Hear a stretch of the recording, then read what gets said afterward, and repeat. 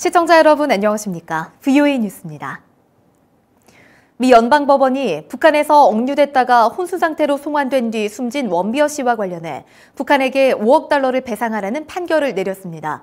원비어에 대한 고문과 살해, 가족에 대한 상처 등 야만적인 북한 행위에 대한 책임을 물은 겁니다. 조은정 기자의 보도입니다. 워싱턴 DC 연방지방법원은 24일 북한이 오토 원비어 유족에게 5억 달러를 배상하라고 판결했습니다. 증거 청문 심리가 열린 지 5일 만에 나온 판결입니다. 사건을 담당한 베릴 하월 판사는 판결문에서 북한은 원비어에 대한 고문과 인질잡기, 재판 후의 살인과 그의 부모에 입힌 상처에 책임이 있다고 밝혔습니다.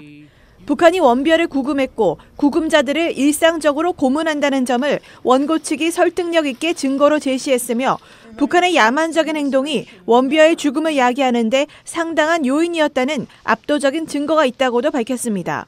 원비어 주치의의 진술서를 통해 사인을 뇌 혈액 공급이 5분에서 20분간 중단되거나 크게 줄었기 때문으로 결론지었다는 점을 주목한 것입니다. 당사자인 오토 원비어 씨와 부모에 대한 보상액은 5,100만 달러, 징벌적 배상금은 4억 5천만 달러로 매겨졌습니다.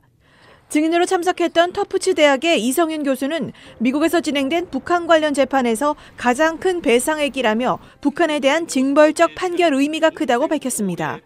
That's the way the plaintiffs, the Wonbia family, had it in mind to send a strong message to North Korea. Many were awarded a lot of money and punitive damages were awarded as well, but this is by far the highest amount. 하월 판사는 북한 측이 이번 재판에 참석하지 않아 걸석 판결을 했으며 원고 측이 이번 판결 내용을 북한에 보내라고 판결했습니다. 앞서 원비어 측 변호인은 막대한 배상금이 판결돼 더 이상 미국인들을 인질로 잡을 수 없다는 강력한 신호가 북한에 전달되길 바란다고 밝혔습니다. VOA 뉴스 조은정입니다. 북한이 최근 2달여 동안 전 세계 80여 개 기업을 사이버 해킹한 것으로 추정됐습니다. 공격 대상은 금융과 에너지 관련 기업들인데 북한 연계 조직 라자루스의 악성 코드와 상당히 유사한 것으로 분석됐습니다. 김칸희 기자입니다. 미국의 사이버 보안 업체 맥카피는 지난 10월 말부터 이뤄진 사이버 해킹 사례들을 분석해 미국과 서유럽 국가들을 중심으로 87개 기업이 북한의 소행으로 의심되는 사이버 공격을 받았다고 밝혔습니다. 맥카피 측은 사이버 공격을 받은 기업들은 금융과 에너지 관련 기업들로 악성 한글 문서 파일이 공통적으로 발송됐다고 지적했습니다. 보고서를 작성한 맥카피의 라지 사마니 팀장은 해킹 수법이 북한과 연계된 것으로 알려진 해커 집단 라자루스와 거의 같다고 밝혔습니다.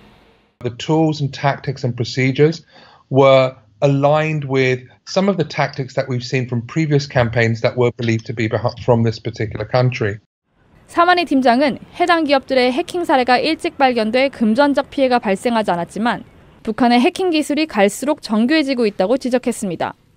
You're actually seeing threat actors who are believed to be from nation states actually improving their ability and investing in offensive tools.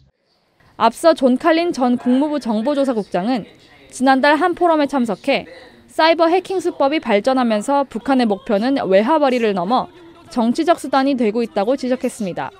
Activity that looks like it's designed or attempting to get inside critical infrastructure. That wouldn't be to make a buck.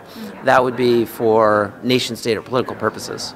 또 북한이 정교한 사이버 공격으로 정보를 수집해 인프라를 공격할 경우 치명적인 피해가 날 수 있다고 지적했습니다. VOA 뉴스 김칸입니다. 미북 정상회담 이후 첫 성탄절을 맞이했지만 북한의 종교 자유는 여전히 억압당하고 있다고 미국 기독교 인권단체가 밝혔습니다.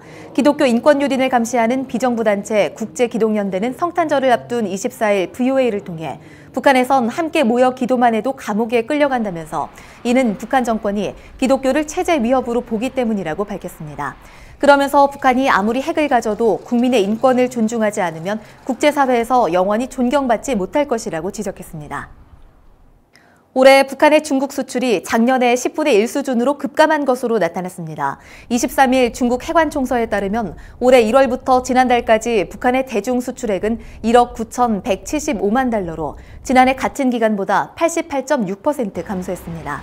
같은 기간 중국의 대북 수출도 20억 1천만 달러로 작년보다 33% 줄었습니다. 도널드 트럼프 대통령이 사임 의사를 밝힌 제임스 매티스 국방장관을 예정보다 2개월 앞서 해임하고 패트릭 셰너인 부장관을 장관 대행으로 지명했습니다.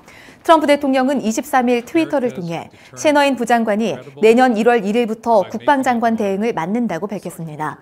셰너인 지명자는 30년 넘게 항공기 제조사 보잉에서 근무하고 지난해 초 부장관에 임명됐습니다. VOA 뉴스 마칩니다. 시청해주신 여러분 고맙습니다.